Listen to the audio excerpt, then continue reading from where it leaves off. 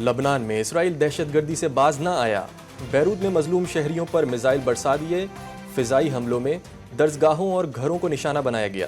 طائر میں صبح سے جاری حملوں میں مزید 9 شہری شہید، 38 زخمی۔ لبنان میں مجموعی شہادتوں کی تعداد 3000 سے تجاوز کر گئی، 13888 افراد زخمی ہوئے۔ غزہ میں اسرائیلی فوج کے انسانیت سوز مظالم، گزشتہ 24 گھنٹوں کے دوران 44 فلسطینی شہید، 123 زخمی۔ رہائشی عمارتوں اور اسکولوں پر بھی بمباری۔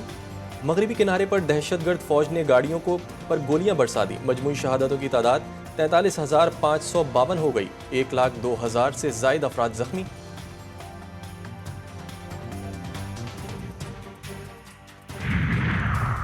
غزہ اور لبنان جنگ دنیا کے مختلف ممالک میں پھیل سکتی ہے، ایرانی وزیر خارجہ عباس عراقچی نے خبردار کر دیا۔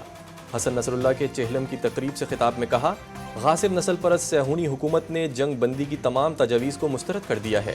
فلسطین اور لبنان میں صہیونی حکومت کے جرائم مسلسل بڑھ رہے ہیں۔ افسوس کہ عالمی برادری صہیونی نسل کشی کو روکنے میں ناکام رہی۔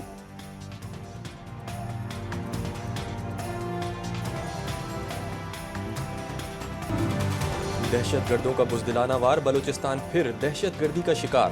کوئٹہ ریلوے اسٹیشن دھماکے میں جاں بحق افراد کی تعداد 27 ہو گئی، 62 افراد مختلف اسپتالوں میں زیر علاج۔ بلوچستان پولیس حکام نے ریلوے دھماکے کی ابتدائی رپورٹ تیار کر لی۔ کوئٹہ ریلوے اسٹیشن پر دھماکہ خودکش حملہ تھا۔ خودکش حملاور نے 7 سے 8 کلو دھماکہ خیز مواد جسم سے باندھا ہوا تھا۔ ریلوے پولیس کی مدعیت میں دھماکے کا مقدمہ CTD تھانے میں درج، مقدمے میں قتل، اقدام قتل اور دہشت گردی کی دفعات شامل۔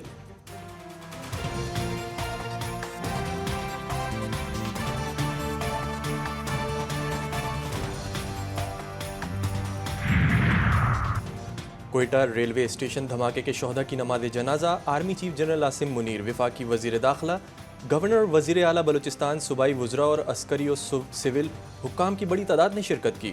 آرمی چیف نے CMH کوئٹہ میں زخمیوں کی عیادت بھی کی۔ جنرل عاصم منیر کا کہنا تھا کہ دہشت گردی کو کبھی برداشت نہیں کیا جائے گا، پاکستان سے دہشت گردی کا مکمل خاتمہ کیا جائے گا۔ وفاقی وزیر داخلہ محسن نقوی کی زیر صدارت کوئٹہ میں اہم اجلاس، وزیر اعلیٰ بلوچستان سرفراز بگٹی سمیت دیگر اعلیٰ حکام کی شرکت۔ اجلاس کے شرکاء کا شہداء کے خاندانوں اور زخمیوں سے مکمل یکجہتی کا اظہار۔ میڈیا سے گفتگو میں محسن نقوی نے کہا کہ سیکیورٹی لیبز کو دیکھا جا رہا ہے، وفاق ہر طریقے سے بلوچستان حکومت کو سپورٹ کر رہا ہے۔ دہشت گردی کی لہر آئی ہے، ہم اسے ختم کر کے دکھائیں گے۔ دونوں رہنماؤں نے سول اسپتال میں زخمیوں کی عیادت بھی کی۔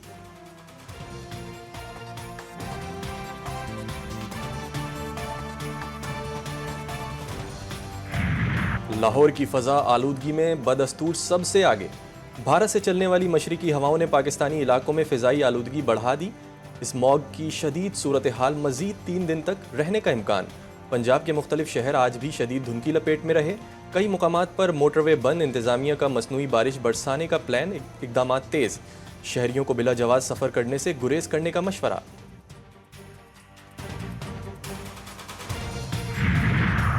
چیئرمین PTI بیرسٹر گوہر کا کہنا ہے کہ آج کا جلسہ 26ویں آئینی ترمیم کے خلاف ریفرینڈم ہے، آئندہ ہفتے ان ترامیم کو چیلنج کریں گے، امید ہے عدالت ان ترامیم کو ختم کر دے گی۔ وزیر اعلیٰ خیبر پختونخوا الیمین گنڈاپور نے جلسے سے خطاب میں کہا کہ بانی PTI کو رہا کر کے ہی دم لیں گے۔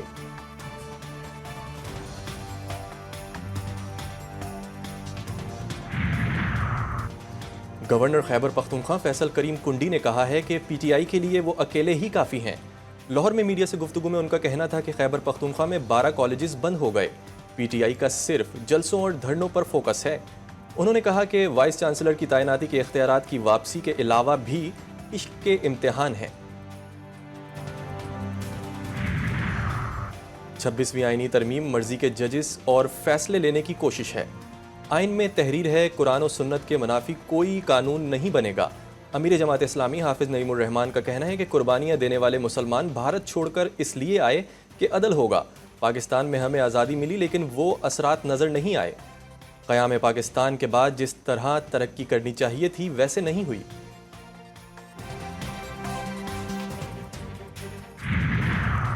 عوامی نیشنل پارٹی کے رہنما زاہد خان کا بڑا فیصلہ، ANP کے ساتھ طویل رفاقت کو خیر آباد کہنے کا اعلان۔ ذرائع کے مطابق زاہد خان کی مسلم لیگ نون میں شمولیت کا امکان۔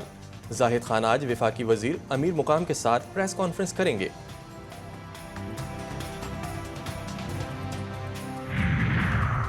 بجلی کا سہولت پیکیج گھریلو اور صنعتی صارفین سب کے لیے ہوگا۔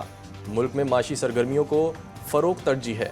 وفاقی وزیر توانائی اویس لغاری کہتے ہیں عوام کو سستی بجلی فراہم کرنے کے لیے کوشاں ہیں۔ بجلی سستی ہونے سے صنعتوں کی پیداوار بڑھے گی۔ بجلی کے ترسیلی نظام کو بہتر کرنے کے لیے اقدامات کر رہے ہیں۔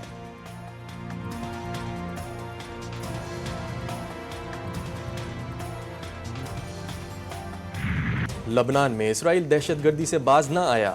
بیروت میں مظلوم شہریوں پر میزائل برسا دیے۔ فضائی حملوں میں درسگاہوں اور گھروں کو نشانہ بنایا گیا۔ طائر میں صبح سے جاری حملوں میں مزید 9 شہری شہید، 38 زخمی۔ لبنان میں مجموعی شہادتوں کی تعداد 3000 سے تجاوز کر گئی۔ 13,888 افراد زخمی ہوئے۔ غزہ میں اسرائیلی فوج کے انسانیت سوز مظاہرے۔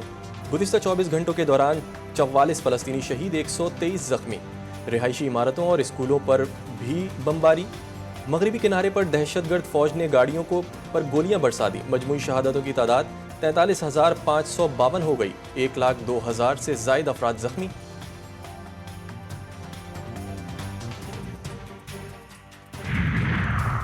غزہ اور لبنان جنگ دنیا کے مختلف ممالک میں پھیل سکتی ہے۔ ایرانی وزیر خارجہ عباس عراقچی نے خبردار کر دیا۔ حسن نصر اللہ کے چہلم کی تقریب سے خطاب میں کہا، غاصب نسل پرست صہیونی حکومت نے جنگ بندی کی تمام تجاویز کو مسترد کر دیا ہے۔ فلسطین اور لبنان میں صہیونی حکومت کے جرائم مسلسل بڑھ رہے ہیں۔ افسوس کہ عالمی برادری صہیونی نسل کشی کو روکنے میں ناکام رہی۔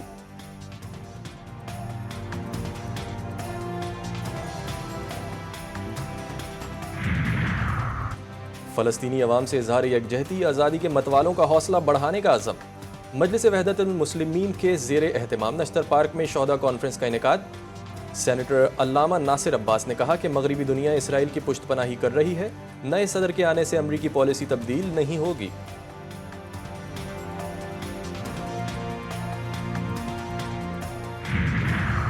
لکی مرود میں مسلح ملزمان کی فائرنگ سے 2 افراد قتل، 1 زخمی ہو گیا۔ ملزمان واردات کے بعد فرار ہونے میں کامیاب۔ پولیس نے لاشوں اور زخمیوں کو اسپتال منتقل کر کے تحقیقات شروع کر دی۔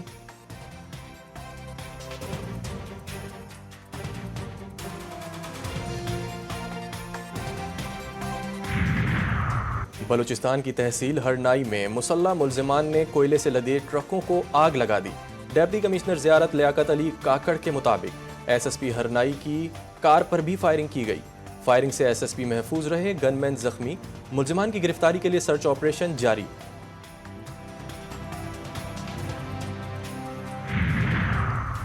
نوشہرہ میں مسلح ملزمان کی گھر میں ڈکیتی۔ اکوڑا کھٹک کے رہائشی نے ڈاکوؤں کو دیکھتے ہی فائر کھول دیا۔ گولی لگنے سے 1 ڈاکو مارا گیا، 3 زخمی حالت میں فرار۔ پولیس نے ملزمان کی تلاش شروع کر دی۔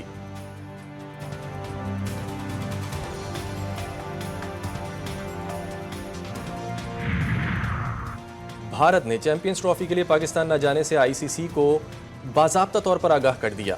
بھارت کے شرکت نہ کرنے سے میگا ایونٹ ہائیبرڈ ماڈل پر ہونے کا امکان۔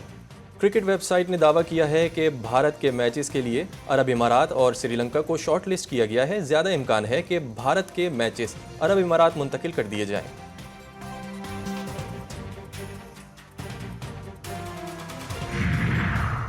ون ڈے سیریز کس کے نام؟ فیصلہ آج۔ پاکستان اور آسٹریلیا کے درمیان 3 میچز کی سیریز کا تیسرا ون ڈے آج کھیلا جائے گا۔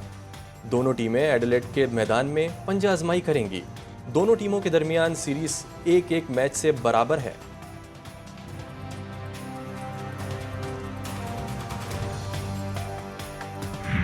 اور کوٹ ادو میں نویں تھل جیپ ریلی میں تیسرے دن کے مقابلے مکمل۔ دھند کے باعث ٹریک 105 کلومیٹر تک محدود رکھا گیا۔ مرد و خواتین ریسرز کا چھانگا مانگا ٹیلے سے چوبارہ تک مقابلہ۔ دوسرے دن کے فاتح ریسرز کا اعلان آج کیا جائے گا۔ شائقین نے چھانگا مانگا ٹیلے پر تالیاں بجا کر ریسرز کو داد دی۔